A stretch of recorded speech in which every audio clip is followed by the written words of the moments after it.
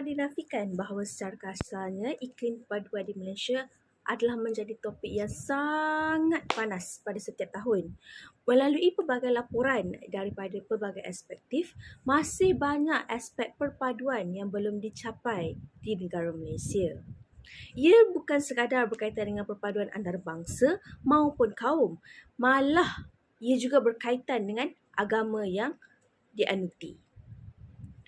Di sini kita akan membincangkan mengenai 3 lapisan perpaduan, iaitu perpaduan, kesepaduan dan menyatu paduan.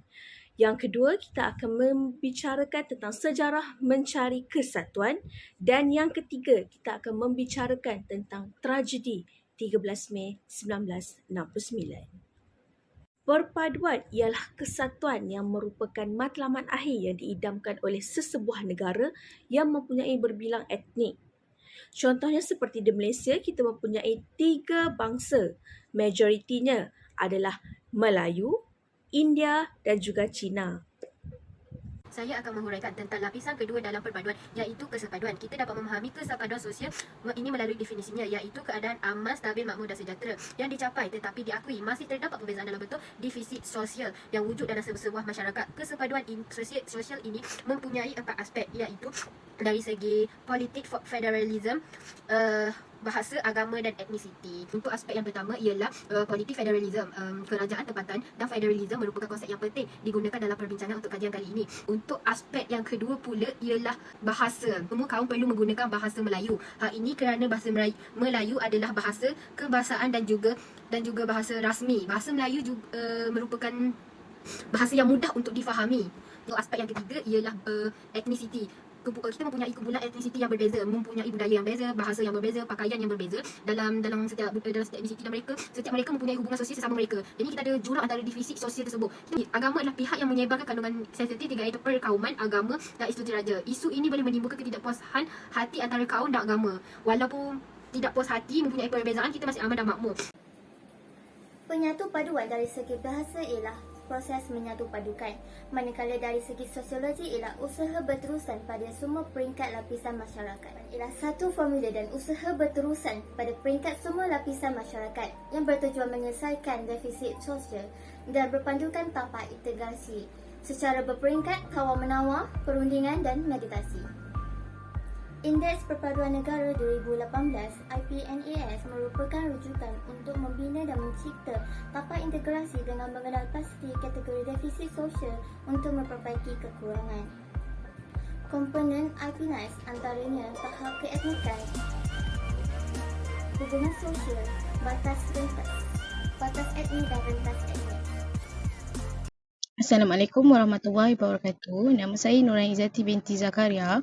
Saya ingin menerangkan tentang kronologi peristiwa 13 Mei 1969.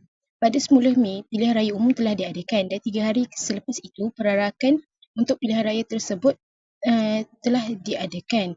Dan Parti Gerakan ini mengadakan perarakan di sekitar Kuala Lumpur, iaitu di sekitar Kampung Jalan Hai. Dan penyokong-penyokong Parti Gerakan telah membawa penyapu yang diikat pada kenderaan sebagai simbol mereka telah menyapu bersih untuk menyapu bersih kerusi-kerusi di pilihan raya tersebut dan telah menang besar pada ketika itu. Dan mereka juga telah mengeluarkan kata-kata slogan dan berbau provokasi kepada orang Melayu. Dan pada ketika itu, kerusuhan telah berlaku dan telah mengorbankan 196 nyawa, 400 orang tercedera dan beberapa ratus orang hilang. Pada ketika itu, Kuala Lumpur telah menjadi seperti padang jarak pada terkukuh dan ia sangat huru-hara sehingga polis dan askar perlu mengawal keadaan tersebut. Dan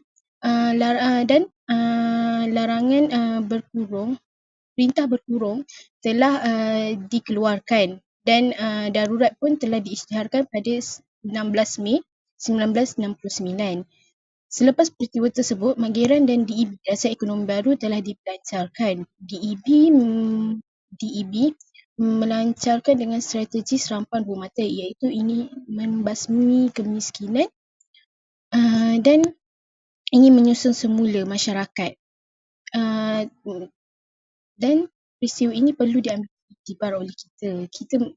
perlu mengekalkan keamanan negara dengan menghormati agama lain, menghormati adab mereka, menghormati bangsa mereka dan menghormati kepercayaan mereka. Dengan itu, kita dapat mengekalkan keharmonian negara kita dan peristiwa seperti ini tidak akan berlaku lagi. Sekian, terima kasih.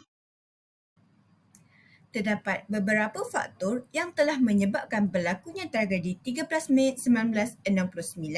Yang pertama, isu perkauman dalam pilihan raya 1969. Isu-isu perkauman yang menyentuh emosi dan sentimen menjadi tema utama sepanjang kempen pilihan raya yang telah menaikkan semangat kaum-kaum di Malaysia. Semasa kempen pilihan raya 1969, calon-calon pilihan raya serta ahli-ahli politik terutamanya daripada parti pembangkang telah membangkitkan soal-soal sensitif berkaitan dengan bahasa kebangsaan, kedudukan istimewa orang Melayu sebagai bumi putera dan hak kerakyatan orang bukan Melayu. Hal ini telah menimbulkan perasaan perkauman dan syak wasangka. Yang kedua, isu bahasa juga tidak kurang pentingnya dalam menyumbangkan faktor kepada peristiwa 13 Mei.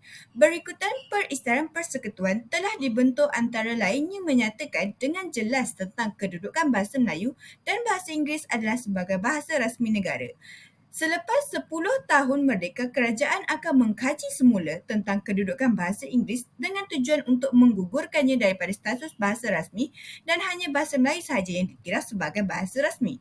Untuk mencapai tujuan itu, pada 13 Ogos 1967, kerajaan telah mengadakan pelbagai kegiatan bagi tujuan memperluaskan penggunaan bahasa Melayu. Faktor yang ketiga, perasaan tidak puas hati terhadap hak istimewa orang Melayu. PAP telah secara lantang menyuarakan rasa tidak puas hati terhadap apa yang disebut sebagai hak istimewa orang Melayu dalam perlembagaan. Mereka mendakwa hak kaum-kaum lain telah diketepikan.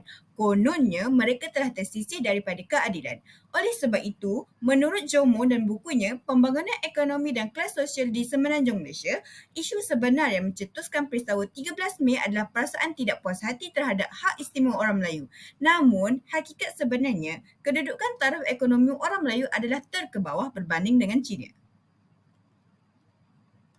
Kesan-kesan peristiwa 13 Mei 1969 dari segi ekonomi pula diperkenalkan dasar ekonomi baru. Dasar ekonomi baru ini bermatlamat untuk membasmi kemiskinan dan juga untuk menyusun semula masyarakat. Susulan daripada itu juga diperkenalkan dasar pembangunan nasional. Ianya sambungan daripada dasar ekonomi baru, bermatlamat untuk mencapai pembangunan yang seimbang untuk mewujudkan masyarakat yang bersatu padu.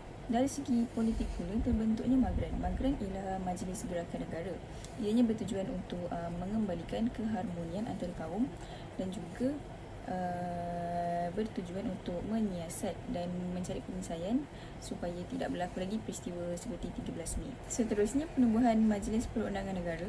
Majlis Perundangan Negara ini adalah sebagai penasihat kepada MAGRAN. Seterusnya, penyusunan semula parti politik. Penyusunan semula parti politik ini contohnya Barisan Nasional telah ditubuhkan secara rasmi pada 1 Januari 1973 sebagai Parti Gabungan di Malaysia. Dan dari segi ekonomi pula diperkenalkan dasar ekonomi baru. Dasar ekonomi baru ini bermatlamat untuk membasmi kemiskinan dan juga untuk menyusun semula masyarakat. Susulan daripada itu juga diperkenalkan dasar pembangunan nasional. Ianya sambungan daripada dasar ekonomi baru, bermatlamat untuk mencapai pembangunan yang seimbang untuk mewujudkan masyarakat yang bersatu padu.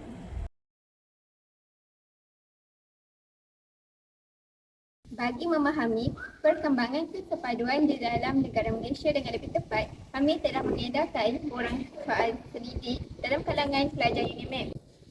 Seramai 22 orang pelajar UNIMEP telah mengisi borang kaji selidik tersebut dan data telah diperoleh. Kami dapat melihat data yang diperoleh dengan membuat graf bagi mendapatkan 100 dengan lebih tepat. Berdasarkan data yang kami peroleh, 100% daripada pelajar UNIMEP yang mengisi mempunyai rakan yang berlainan etnik. Etnik majoriti yang telah mengisi borang soal selidik yang kami edarkan merupakan etnik Melayu dan selainnya merupakan daripada etnik Cina, India dan juga Iban. Salah satu soalan yang kami soalkan adalah, adakah anda berkomunikasi dengan selesa bersama rakan berlainan etnik? 90.9% daripada mereka yang menjawab selesa untuk berkomunikasi bersama kawan yang berlainan etnik. Manakala 9.1% tidak berapa selesa untuk berkomunikasi dengan rakan berlainan etnik. Data tersebut menunjukkan bahawa perkembangan kesepaduan di Malaysia telah berkembang dengan baik. Saya akan menghuraikan sambungan bagi data analisis. Antara objektif kajian kes adalah definisi 3 lapisan sejarah mencari kesatuan dan tragedi 13 Mei 1969. Carta Bar menunjukkan pendapat pelajar terhadap hasil usaha pihak universiti dalam menerapkan nilai kewarganegaraan, mencegah konflik antara kaum, mewujudkan rasa kekitaan yang tulen dan mewujudkan rasa prihatin sesama individu. Carta Bar yang berwarna biru muda menunjukkan keberkesanan pihak universiti bagi 4 aspek yang saya sebutkan sebentar tadi, manakala Carta Bar biru tua menyatakan bahawa kegagalan 4 aspek diterapkan dalam kalangan pelajar. Bagi Carta Bar A sebanyak 100%, iaitu seramai 22 orang pelajar yang memberikan pendapat bahawa pihak universiti berjaya menerapkan nilai kewarganegaraan, manakala Carta Bar B dan Carta Bar C sebanyak 81.82%. Pendapat dari 18 orang pelajar memilih bahawa pihak universiti berjaya mencegah konflik antara kaum dan berjaya mewujudkan rasa kekitaan yang tulen, dan pelajar selebihnya memilih sebaliknya.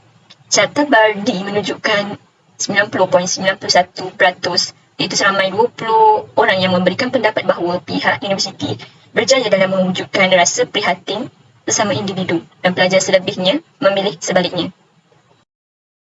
Permasalahan yang dapat kita kupaskan adalah pemahaman pelajar di universiti bagi mengenal proses pemantapan kesepaduan di Malaysia. Seterusnya, perpaduan dalam kalangan pelajar yang berbilang kaum dan bangsa, dan seterusnya kesedaran pelajar tentang semangat kekitaan dalam kalangan masyarakat majmuk.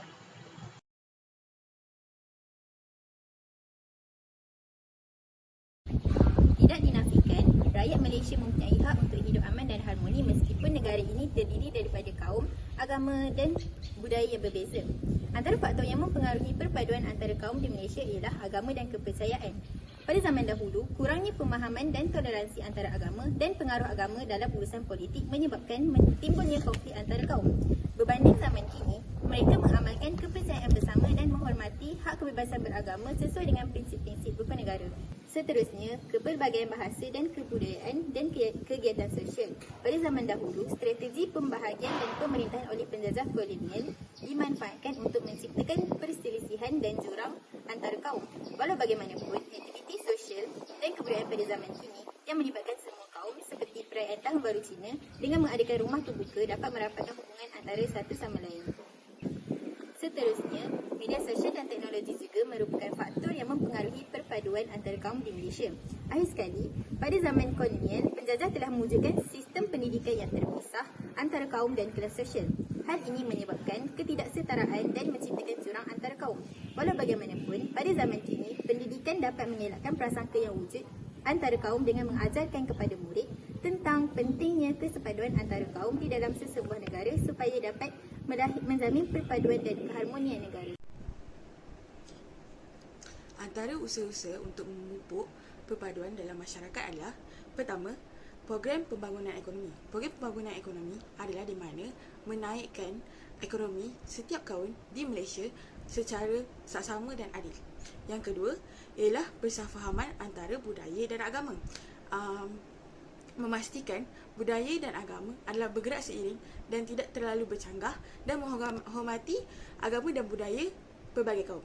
Kerana di Malaysia terdapat 3 kaum utama, iaitu Cina, Melayu dan India. Dan yang terakhir adalah menggalakkan pertukaran budaya. Ini bermaksud di Malaysia terdapat 3 kaum utama, iaitu Cina, India dan Melayu. Jadi, pertukaran budaya akan berlaku ketika musim perayaan, terutamanya pada musim perayaan. Hal ini kerana kita akan menyambut 3 perayaan utama, dan selain itu terdapat juga perayaan yang disambut oleh kaum-kaum yang tinggal di Sabah dan Sarawak. Sekian, terima kasih.